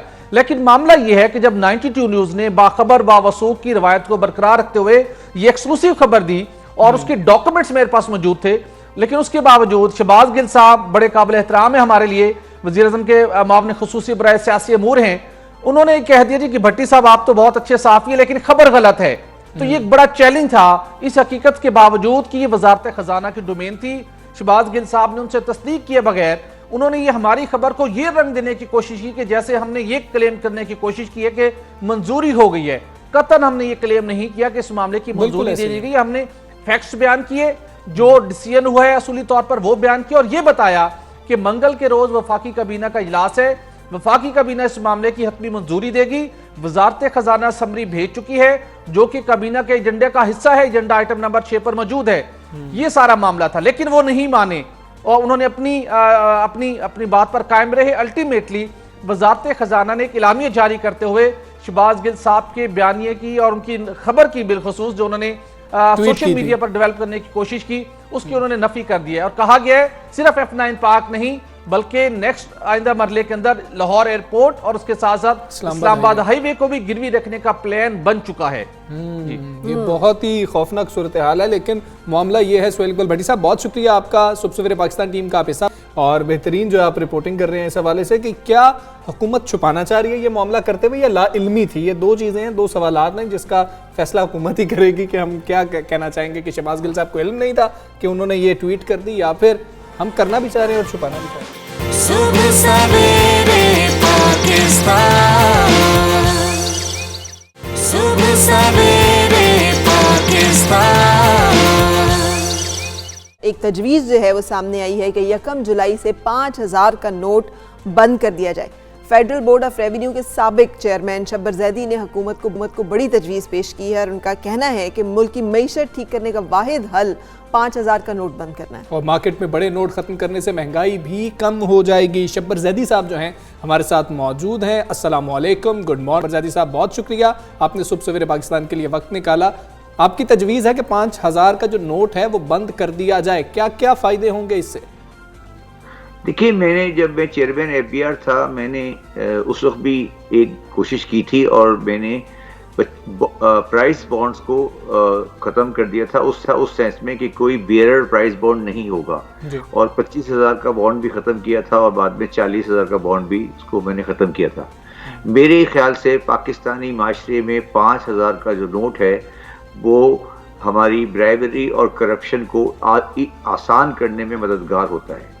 और दूसरी बात यह है कि मेरा ये एस्टिमेशन है कि बहुत बड़ी तादाद में जो नाजायज़ आमदनी है वो नोटों की शक्ल में लेके और उसको होल्ड कर दिया गया है। तो और पाकिस्तान जैसे माशरे में इवन आप देख लें UK और USA में और कंट्री में इतनी बड़ी डिनोमिनेशन का नोट नहीं होता है।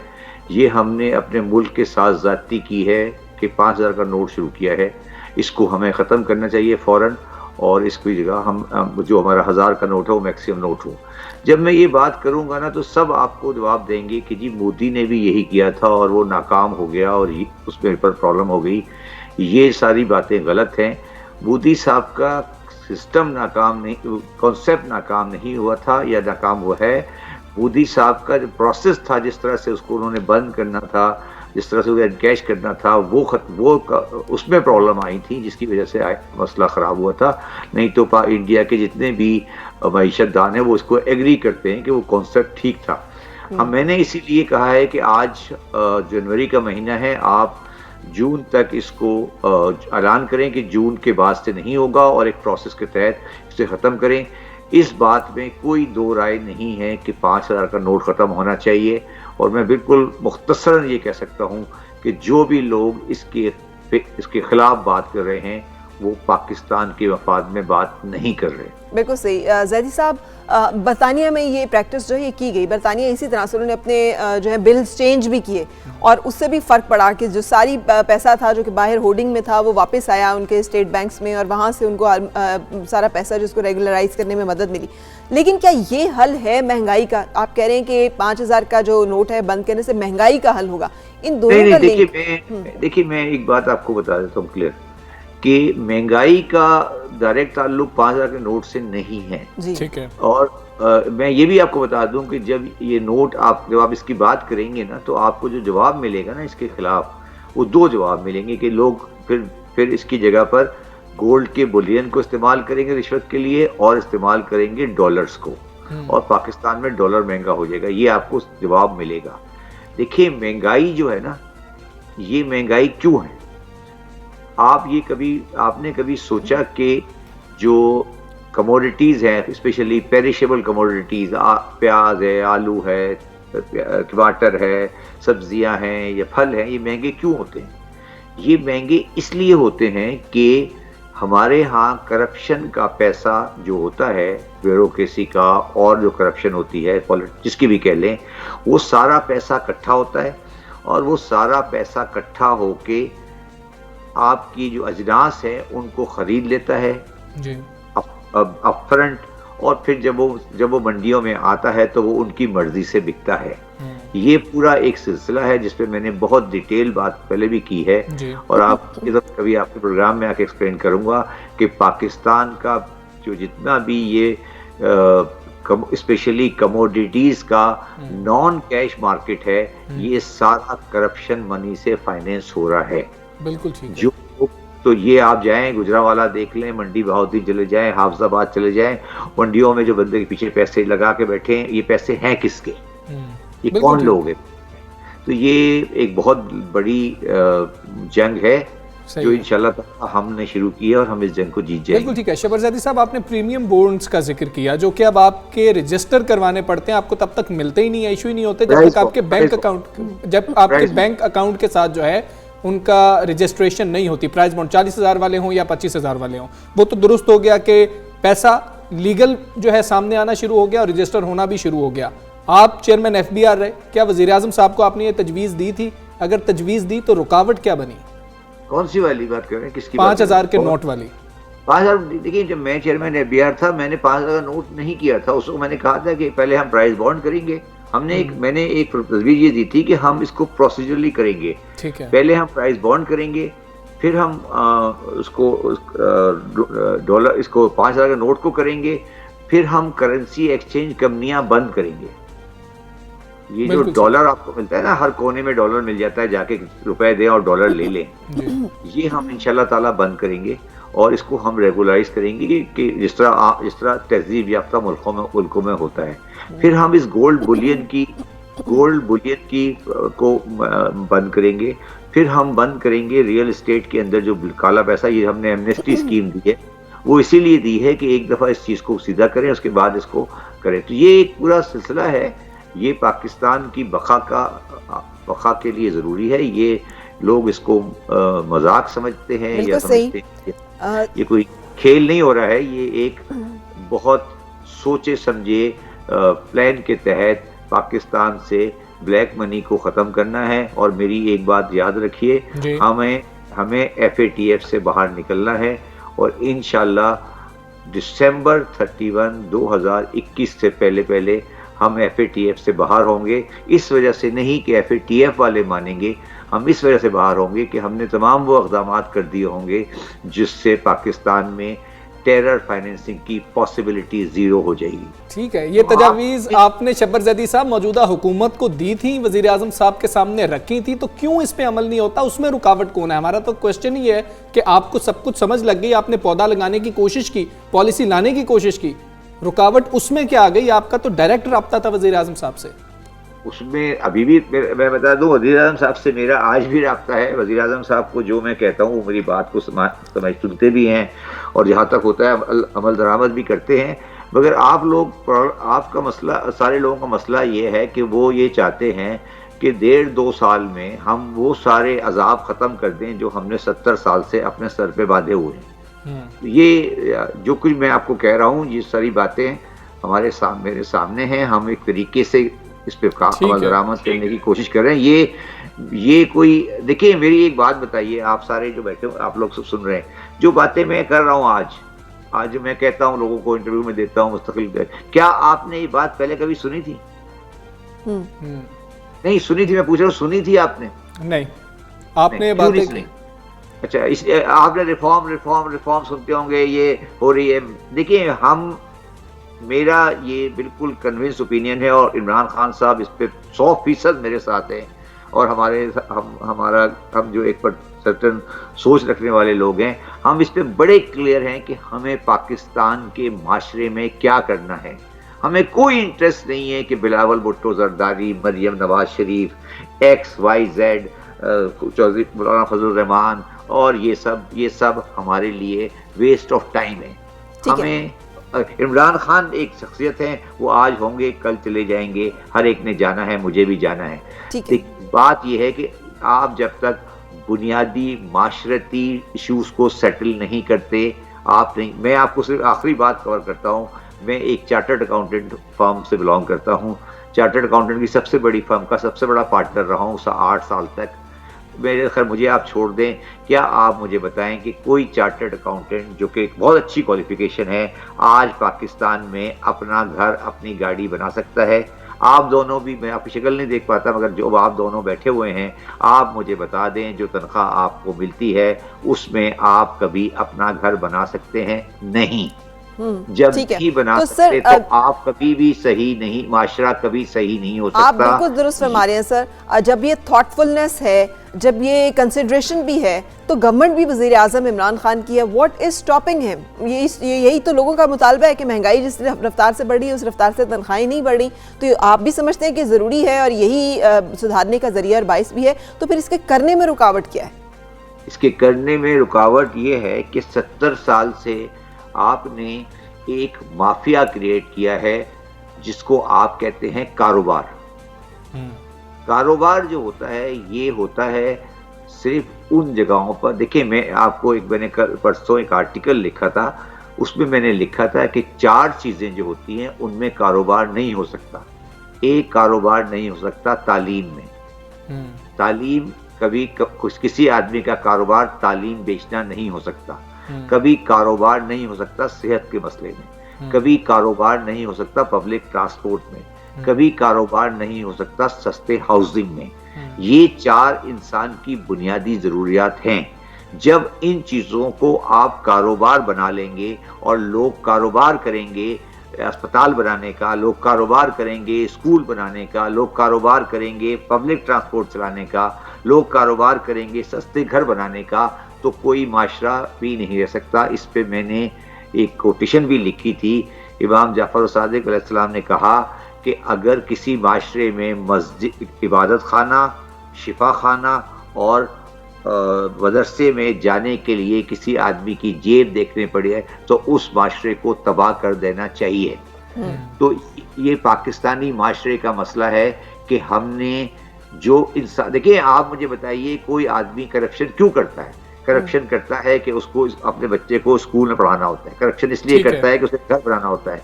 करप्शन वो इसलिए करता है कि उसके पास गाड़ी नहीं होती। करप्शन वो इसलिए करता है कि अपनी सेहत के लिए उसे पैसे बचाने हैं। ये 4 बुनियादी सहूलतें और आखिरी चीज सिक्योरिटी, ये 4 बुनियादी सहूलतें किसी भी रियासत को प्रोवाइड करनी होती हैं। अच्छा, और मैंने कल एक और में कहा था कि वजीर आजम साहब बार बार एक बात करते हैं जिसको कहते हैं रियासत मदीना। रियासत मदीना का बेहतरीन मिसाल इस वक्त का मुल्क स्वीडन और इंग्लैंड है, आज का मदीना नहीं है। ये इमरान खान साहब को वो खुद भी जानते हैं और हमें क्लियर करना है आपको कि जो आज का मदीना शहर है वो रियासत मदीना नहीं है। रियासत मदीना आज के ज़माने में इंग्लैंड है, स्वीडन है, डेनमार्क है। बिल्कुल ठीक है शहबरजादी साहब, बहुत शुक्रिया आपका। सुबह सवेरे पाकिस्तान आप बात कर रहे थे और उन्होंने अपने कंसर्न सामने रख के सब कुछ इल्म है, सारी पॉलिसीज जो हैं होनी चाहिए थी वो बताई भी गई है, लेकिन उस पर अमल क्यों नहीं आ रहा? सवाल यही है कि अमल हो सकता था। सोशल वेलफेयर का कॉन्सेप्ट जो है वो उन्होंने सामने रखा कि बुनियादी जो हकूक है इंसान की, ये स्टेट की रिस्पॉन्सिबिलिटी है, हमारी जिम्मेदारी है प्राइमरी के तक की एजुकेशन बच्चों की। लेकिन कितने बच्चे हैं जिनको स्टेट जो है वो ये जिम्मेदारी अदा करी है? जो बच्चे स्कूल से बाहर हैं उनकी जिम्मेदारी अदा करने में क्यों नाकाम? सो ये तो हकीकतें हैं, लेकिन बात फिर वहीं पर आके रुक जाती है कि क्यों नहीं हो पाता ये सब कुछ। बिल्कुल ऐसा ही है और इसका जवाब जो है किसी के पास नहीं है। वैसे शहबरजादी साहब बिल्कुल सही कह रहे हैं, क्योंकि जितना ज्यादा एम्प्लॉइज की सैलरी बढ़ेगी तो वही तो बेचारे हैं जो टैक्स एट सोर्स कटवाते हैं। वाहिद इस वक्त जो टैक्स दे रहे हैं वो ज्यादातर तो वही है जो कि मुलाजमीन है, तो उन्हीं की तनख्वाह बढ़ा दें ताकि उसमें से ज्यादा टैक्स जो है वो काटा जा सके। चलें जी, एक ब्रेक लेते हैं, ब्रेक के बाद आपसे फिर मिलते हैं।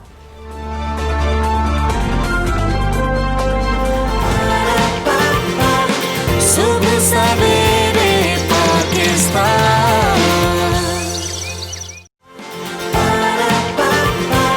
सुबह सवेरे पाकिस्तान।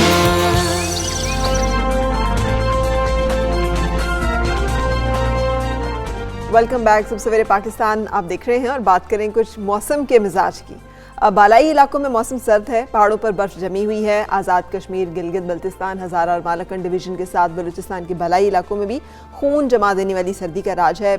यहाँ पर हमारे यहाँ हम देख रहे हैं धुंध जो है वो कुछ कम हो गई है, लेकिन दोबारा होगी या नहीं होगी, बारिश कब होगी, सर्दी कितना चलेगी, यही बात है। और यही सवाल सबके अजहान में चल रहा है कि यार को बारिश होने वाली है नहीं होने वाली, क्योंकि कहा जा रहा था कि जो आखिरी अशरा होगा जनवरी का उसमें बारिशों का इम्कान है, कोई नया सिलसिला जो है वो दाखिल हो रहा है। हम बात करेंगे डीजी मेट रियाज खान साहब हमारे साथ। अस्सलाम वालेकुम, गुड मॉर्निंग रियाज खान साहब, बताइएगा मौसम कैसा रहने वाला है इस हफ्ते में, क्या कोई बारिशों की तवक्को है, कोई उम्मीद है? वालेकुम अस्सलाम। नहीं, फ़िलहाल तो कोई बारिश देने वाला सिस्टम फ़िलहाल नहीं है। पिछले दिनों एक लाइट किस्म का सिस्टम था जो गुजर चुका है, और अभी तो 3-4 दिन तक कोई ऐसा वेदर सिस्टम अप्रोच नहीं कर रहा है पाकिस्तान के टेरेटरीज़ में, और मोस्टली जो वेदर होगा वो कोल्ड एंड ड्राई रहेगा, बारिश की चांसेस नहीं है। बिल्कुल सही। धुंध का भी बताइएगा कि मैदानी इलाकों में धुंध की सूरत हाल जो वो क्या रहेगी, क्योंकि हम देख रहे हैं कि पीछे 1-2 दिन से तो मौसम खुला हुआ है, साफ है, लेकिन क्या अब हम समझें कि धुंध का मौसम और गुजर चुका है वक्त, अब आगे धुंध नहीं होगी? जी, उनके बिल्कुल जो इंटेंसिटी, जितना ज़्यादा इंटेंसिटी था वो अब फ़िलहाल रहे तो ही, ख़ासकर सेंट्रल पार्ट ऑफ पंजाब के जो एरियाज़ है उसमें चांसेस तो है धुंध होने की चांसेस है, लेकिन जितना इंटेंसिटी थी वो काफ़ी हद तक कम होने की चांसेस है। बिल्कुल ठीक है। कराची के मौसम के बारे में बता दीजिएगा, कराची का मौसम कैसा रहेगा? कराची वाले जो हैं टी शर्ट्स पहन के ही फिरेंगे या फिर कुछ सर्दी उनको लगेगी? जी, अभी फ़िलहाल तो इसी तरह है, क्योंकि अब जिस तरह हम पहले भी बता चुके हैं कि जो ज़्यादा कोल्ड पीरियड होता था वो जनवरी और दिसंबर और जनवरी का जो महीना था, तो अब तकरीबन वाइंड अप हो रहा है। अब आहिस्ता आहिस्ता सिर्फ कराची में नहीं बल्कि पूरे मुल्क में ग्रेजुअली जो टेम्परेचर है वो राइज़ होना शुरू हो जाएगा। सिर्फ सर्दी या टेम्परेचर फॉल करेगा ख़ासकर जब कोई क्लाउडी सिस्टम होगा या क्लाउडी रहेगा स्काई को, तो उस वक्त टेम्परेचर कम होने की चांसेस है। अदरवाइज जो है वो स्लाइटली टेम्परेचर राइज होना शुरू हो गया, तो कराची का भी ऑलमोस्ट सेम सिचुएशन रहेगी। बिल्कुल सही। रियाज खान साहब, इस दफ़ा फरवरी के बारे में भी तो प्रिडिक्ट किया गया था ना कि ये निस्बतन सर्द जो है वो फरवरी होगा, और ये भी कहा गया था कि सर्दियाँ जो है स्ट्रेस्ड होंगी, ज़रा लंबी होंगी। तो इस बारे में बता दीजिएगा कि अभी भी यही है कि सर्दियां हमें ज़रा मार्च अप्रैल तक जाती दिखाई देती हैं या नहीं? आपके ख्याल में जो टेम्परेचर बदलना शुरू हो गया तो फरवरी में ही मुतदल होना शुरू हो जाएगा? नहीं, वो बेसिकली जो उनका कॉन्सेप्ट है वो यही है कि जब वैसे तो रूटीन में टेम्परेचर, जैसे अभी हमने बता दिया कि टेम्परेचर राइज होना शुरू हो जाएगा, लेकिन सिमिलरली अगर कोई वेदर वाला सिस्टम आता है तो उसकी वजह से फिर टेम्परेचर फॉल करेगा और प्रोलॉन्ग हो सकती है, और वो डिपेंड कर देता है कि कितनी फ्रीक्वेंटली वेदर सिस्टम आएंगे, तो उसके हिसाब से फिर टेम्परेचर फॉल हो सकता है। अदरवाइज जो रूटीन में टेम्परेचर राइज होना है, जो क्लाइमेटोलॉजिकली पाकिस्तान में ज़ाहिर है जिस तरह जनवरी के बाद टेम्परेचर राइज होना शुरू हो जाता है, तो डेफिनेटली इसी तरह सिचुएशन ट्रेंड बनेगा।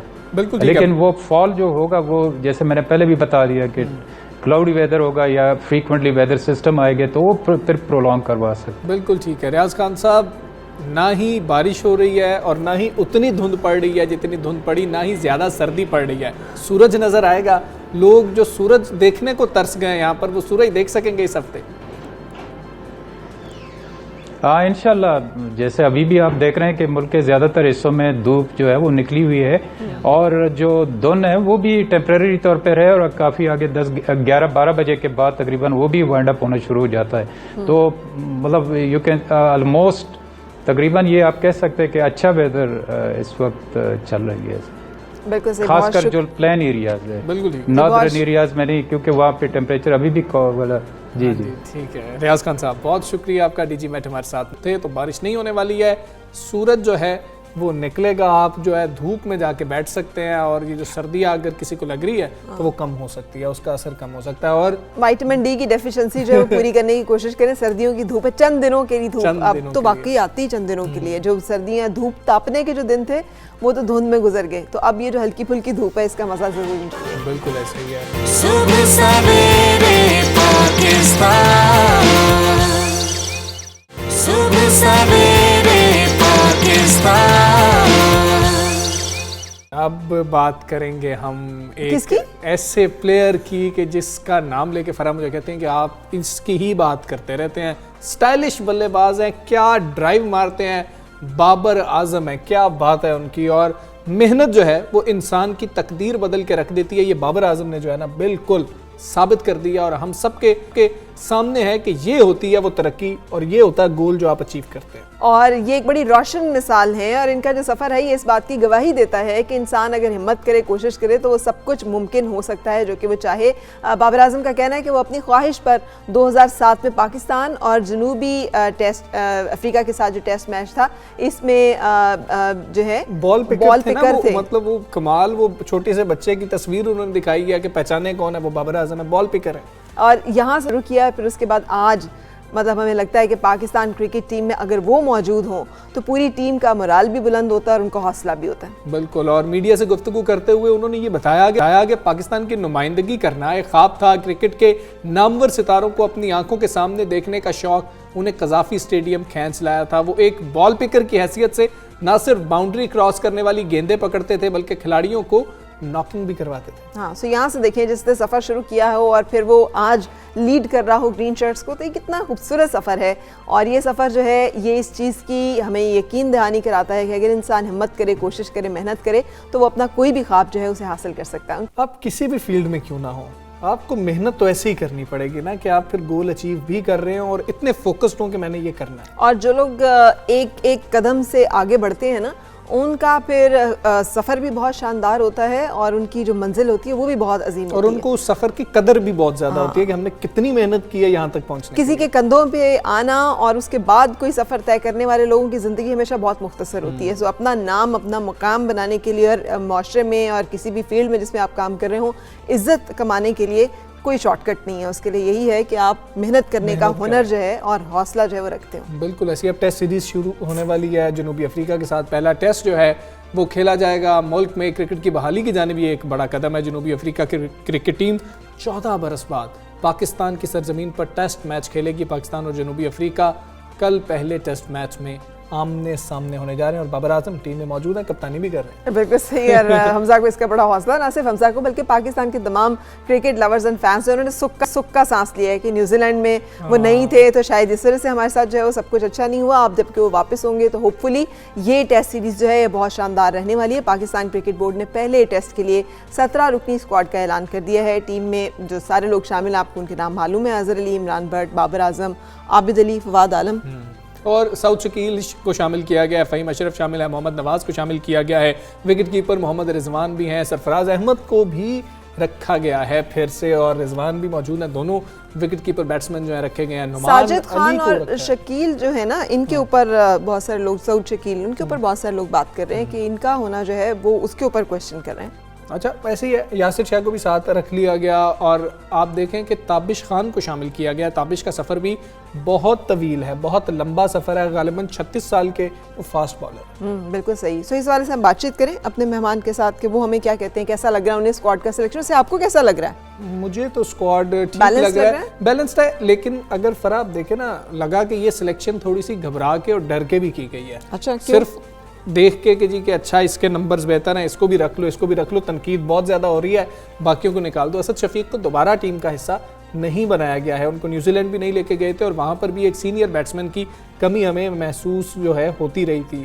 ठीक है, परफॉर्मेंस कुछ बेहतर नहीं थी लेकिन बहुत बेहतर जो है बाकियों की भी नहीं थी कि उनको ड्रॉप कर दिया जाता। हसन अली की वापसी बहुत खुशाइंद है। अच्छा जी, तो हम इस वाले से बातचीत करेंगे। मिर्ज़ा इकबाल आपसे स्पोर्ट्स एनालिस्ट हैं। अस्सलाम वालेकुम, गुड मॉर्निंग। फरमाइएगा कि कैसा लग रहा है आपको ये सिलेक्शन, जो 17 रुकनी स्क्वाड है, आप मुतमईन हैं? वालेकुम अस्सलाम। सबसे पहले तो सुबह बखैर फरा और हमजा आपको भी। और जो स्क्वाड का ऐलान हुआ है फरा, पहले ये कहा जा रहा था कि शायद, मैंने भी ट्वीट कर दिया था कि शायद अजहर अली इनिंग्स ओपन करें आबिद अली के साथ, लेकिन कल जो इन्होंने 17 रुकनी स्क्वाड का ऐलान किया उसमें सिर्फ दो ओपनर्स रखे, आबिद अली के साथ इमरान भट्ट। तो इस बात के इम्कानात बड़े रोशन है कि सियालकोट में पैदा होने वाले इमरान भट्ट जो है वो अपने टेस्ट कैरियर का आगाज करें पाकिस्तान की जानिब से एज एन ओपनर। और बाकी एक स्पिनर को इन्होंने डालना है। अब देखते हैं, यासिर स्पिनर है, सिंध के शहर खिपरो में पैदा हुआ है, हैदराबाद में उसने क्रिकेट खेली, आया वो सिलेक्ट होता है या केपी के अपर दील से ताल्लुक रखने वाले साजिद खान जो ऑफ स्पिनर है उनको टीम में शामिल किया जाता है? अच्छा, अभी ये तो बात हो रही थी कि सब लोग शामिल हैं और बहुत सारे लोग ये कह रहे थे बहुत सारे स्पिनर्स जो हैं वो टीम में होंगे, तो अब इसका मतलब अभी ये सिलेक्शन नहीं हुआ, फाइनल नहीं हुआ अभी। फरक 11 रुकनी टीम का ऐलान तो कल होगा, लेकिन उनमें एक स्पिनर तो यासिर शाह तो कंफर्म है और दूसरा स्पिनर ये शामिल करेंगे। बाकी ये 3 फास्ट बॉलर्स के साथ जाएंगे, जिसमें शाहीन आफरीदी, हसन अली और उनके अलावा फ़हीम अशरफ है। तो लगता यही है कि ताबिश खान को टेस्ट कैप नहीं दी जाएगी, जो 598 फर्स्ट क्लास विकेटें ले चुके हैं, काफी अर्से से वो फर्स्ट क्लास खेल रहे हैं। बिल्कुल ठीक है मिर्जा इकबाल बेग साहब, कामरान गुलाम को उनकी परफॉर्मेंस पे, उनके जो रिकॉर्ड है उसके ऊपर जो है पहले रख लिया गया 20 रुकनी स्क्वाड में, 17 रुकनी स्क्वाड में उनको साइड पे कर दिया गया। हमजा दरअसल कितने लोगों को अकोमोडेट करेंगे, क्योंकि डोमेस्टिक के टॉप परफॉर्मर्स काफी इन्होंने रखे हैं, जिनमें कामरान गुलाम है, उसके अलावा ऑफ स्पिनर साजिद खान है, सऊद शकील है, left handed batsman Salman Ali Agha है, ऑलराउंडर, और उनके अलावा काफी इन्होंने यंगस्टर्स को, ताबिश खान है उसको रखा है, काफी लोगों को रखा है। लेकिन अब उसमें से 17 रुकनी स्क्वाड में इन्हें कामरान गुलाम इनिंग्स ओपन करते हैं, तो कामरान गुलाम के बजाय इन्होंने प्रेफरेंस दी है इमरान भट्ट को, जो पाकिस्तान ए के साथ न्यूजीलैंड के दौरे पर भी गए थे अभी हाल ही में। जी तो मिर्जा इकबाल बेग साहब, पाकिस्तान के विकेट्स को देखते हुए आप क्या समझते हैं कि पाकिस्तान एक सख्त मुकाबला दे सकता है जनूबी अफ्रीका को, 50-50 मुकाबला होगा या कोई तगड़ा है दोनों टीम्स में से? होम क्राउड का एडवांटेज हो जाएगा, वो जो पहले हम पे एक बायो सिक्योर बबल का प्रेशर था वो कम हो गया? नहीं फरा, बायो सिक्योर बबल जो है वो अभी बरकरार है, और दिलचस्प बात ये है कि जिस 5 स्टार होटल में ठहरे हैं खिलाड़ी या जब प्रैक्टिस करते हैं, उनको जो खाना लेकर आते हैं होटल वाले, वो बाकायदा वही लिबास पहनते हैं कोविड का, और बड़ी स्ट्रिक्ट वो जो है रिस्ट्रिक्शंस हैं बहुत सारी। तो कोविड का तो एटमॉस्फेयर है। और आपने क्राउड की बात की, क्राउड आएगा नहीं, क्योंकि सिर्फ ऑस्ट्रेलिया और न्यूजीलैंड 2 ऐसे ममालिक हैं कि जहां पर के अलाउ किया गया है क्राउड को कि वो आकर देखें। अभी पाकिस्तान में फिलहाल तो है ही नहीं। जिस तरह हमजा आपने सवाल किया था ना कि टीमों का अगर हम कंपैरिजन करें, तो मैं समझता हूं कि साउथ अफ्रीका को थोड़ी सी एज हम पर हासिल है। अच्छा। क्योंकि उनकी टीम बड़े सीजन कैंपेनर्स पर मुश्तमिल है। अगर आप देखें तो उनके साबिक कप्तान फाफ डू प्लेसिस इस टीम में है, क्विंटन डिकॉक कप्तानी कर रहे हैं, बाउमा इस टीम में है, डीन एल्गर जो कप्तानी कर चुके हैं वो इस टीम में है। उसके अलावा बेशुमार जो ऐसे प्लेयर्स हैं कि उनका फास्ट बॉलर कागिसो रबादा, उनका फास्ट बॉलर एनगीडी, ये सारे ऐसे प्लेयर्स हैं कि जो बड़े तजुर्बाकार हैं। तो एड्रियम मार्करम, तो मैं समझता हूं कि इनकी टीम को थोड़ी सी एज हम पर हासिल है, लेकिन हमें होम कंडीशंस का एडवांटेज मिल सकता है। बिल्कुल ठीक है। सरफराज अहमद को दोबारा से मिर्जा साहब रख लेना टीम में, क्या इधर रुहेल नज़ीर को कर लेते? क्योंकि आपने खिलाना तो है नहीं सरफराज को, तो कुछ जूनियर बच्चा रख लें वहां पर के जो कुछ सीख भी ले। आपने बड़ा वैलिड पॉइंट रेज किया, लेकिन लगता है कि क्रिकेट की बस के तन्हा मुसाफिर की तरह सरफराज अहमद जो है वो टीम के साथ ट्रैवल कर रहे हैं, और उनको भी नहीं खिलाएंगे। डेफिनेटली उनको चाहिए कि फिर उनको पाकिस्तान कप खेलने के लिए भेज दें, जिसके मैचेस हो रहे हैं। समझ में नहीं आता किस जुर्म की सजा पा रहे हैं सरफराज। आप देखें 2017 में चैंपियंस ट्रॉफी में कहा वो लोगों की आंख का तारा थे, और अब 4 बरस होने को आ रहे हैं, बिल्कुल ही वो टीम से भी बाहर हो गए। तो पाकिस्तान क्रिकेट का ये हमजा ये रिवायत रही है कि पल में हीरो और पल में जीरो। हमने अपने बड़े बड़े स्टार्स को कि जिन्होंने इस मुल्क के सब्ज़लाली परचम के लिए बड़े कारनामे सर अंजाम दिए, उनको भी हमने इसी तरीके से निकाला है। तो सरफराज अहमद भी अब उस फहरिस्त में शामिल हो चुके हैं। अच्छा, सऊद शकील और साजिद खान के बारे में भी बताइएगा कि आपके ख्याल में इनकी सिलेक्शन और इनकी शमूलियत जो वो कैसी रहेगी? देखें फराज, सऊद शकील का नाम तो लिया जा रहा था, लेकिन अब जो इन्होंने 17 खिलाड़ी अनाउंस किए हैं उसमें इन्होंने ओपनर अगर रख लिया है इमरान भट्ट को, तो इमरान भट्ट और आबिद अली ओपनर हो गए।